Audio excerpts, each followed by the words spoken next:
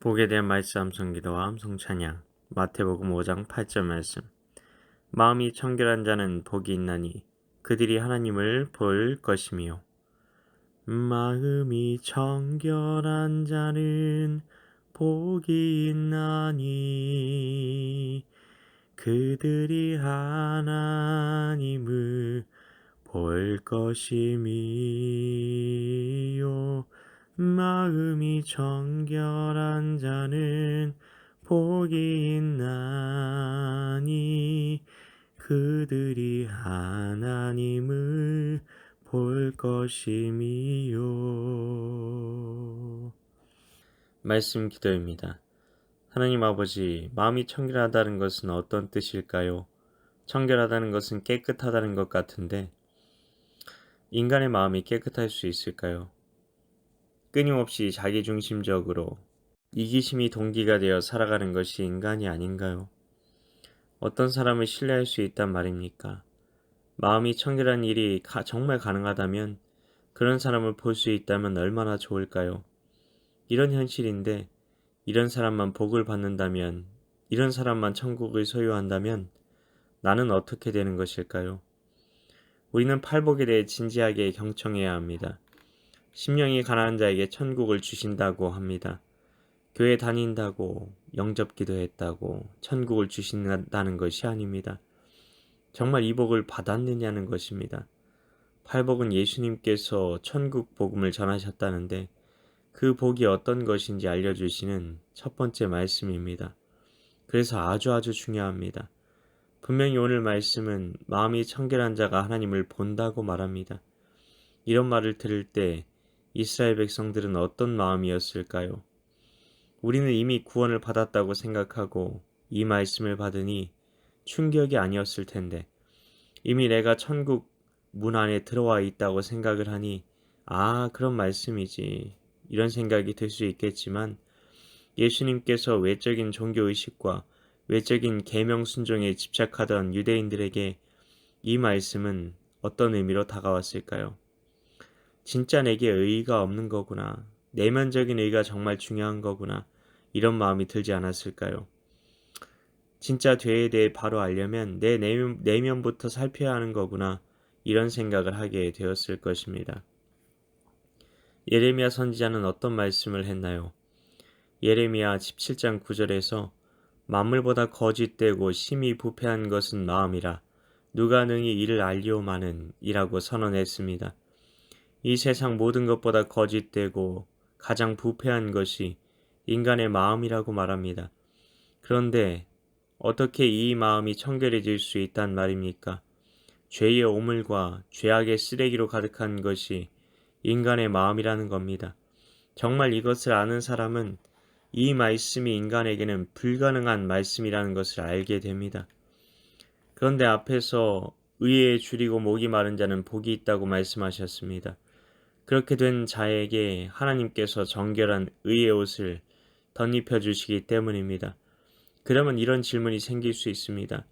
그냥 내가 의롭다고 여겨주시기만 한다면 나는 실제로 의로워질 수는 없는 것인가요? 아닙니다. 하나님의 의는 누구이십니까? 이것은 법원에서 우리의 죄가 그냥 무죄로 하고 판결 난 것만을 이야기하는 것이 아닙니다.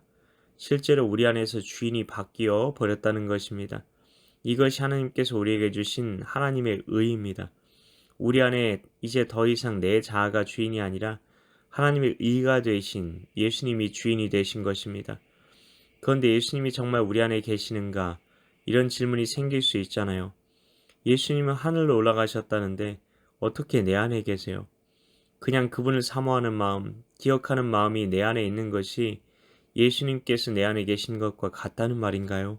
아닙니다. 실제로 예수님께서는 또 다른 보혜사를 보내주시겠다고 말씀하셨습니다.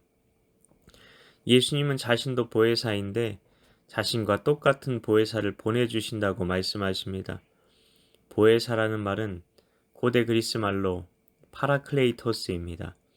파라라는 말은 곁에 있다는 말이고 클레이토스라는 말은 부르는 사람을 뜻합니다.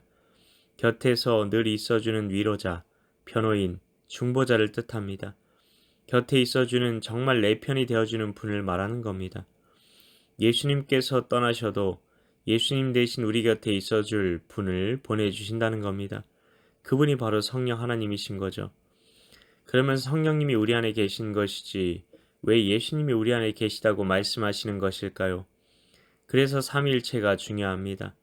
삼위일체라는 말은 하나님은 세 위격으로 계시는데 아버지, 아들, 성령 그 세 분이 영원과 무한의 세계에서 완전한 연합체로 계시다는 뜻입니다. 완전히 한 분이신 거죠. 그렇다고 죄송스러운 말씀이지만 샴 쌍둥이 같이 몸이 붙어 있다거나 그런 뜻이 아닙니다. 하나님만이 지니신 존재적인 신비이죠. 그렇기 때문에 성령님이 우리 안에 오시는 것은 예수님이 오시는 것과도 똑같고 하나님 아버지께서 오시는 것과도 똑같은 겁니다. 이것을 모르면 요한복음 14장에서 아버지와 아들 성령께서 우리 안에 함께 오신다는 말씀을 도저히 이해할 수 없는 겁니다.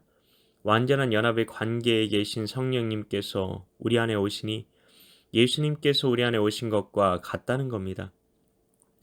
성령님께서 우리 안에 오시고 그분과 내가 진정한 연합의 길로 가게 되면 어떤 일이 벌어질까요? 그분의 생각과 감정과 의지가 내 안에 부어지게 되고 나는 삼위일체 하나님과 함께 인생을 살아가는 진정한 하나님의 의로 이 땅을 살게 되는 것입니다. 얼마나 놀라운 신비입니까? 그렇게 되니 내 마음이 점점 죄의 습관을 멀리하게 되고 하나님의 영광스러움이 내 마음을 사로잡게 되고 내 삶은 주님의 영광을 위한 삶으로 점점 더 확고하게 조율되는 것이죠. 이것이 성경이 말하는 진정한 성화의 길입니다. 그렇게 되니 마음이 청결하다고 말할 수 있는 겁니다. 그런 사람이 하나님을 보게 된다고 말씀하고 있는 겁니다. 복음이 이 모든 일을 가능하게 한다는 겁니다. 그래서 오직 복음이라는 겁니다. 하나님 아버지, 우리가 참된 복음 안에 거하게 하소서. 복음을 통해 삼위일체 하나님과 연합되는 길로 걸어가길 원하시는 하나님 아버지의 마음을 알게 하소서. 성령님께서 우리 안에 오시고 그분과 내가 진정한 연합의 길로 가는 그 복된 길로 인도하여 주옵소서. 우리가 우리 안에 오신 성령 하나님과 연합되어 하나님의 의로 이 땅을 살게 하소서. 이 놀라운 복음의 신비 안에서 내 마음이 하나님의 영광으로 빛나는 진정한 기적을 경험하게 하옵소서. 마음이 청결해져서 하나님을 보게 되는 그 놀라운 복음의 은혜 안에 거하게 하여 주옵소서.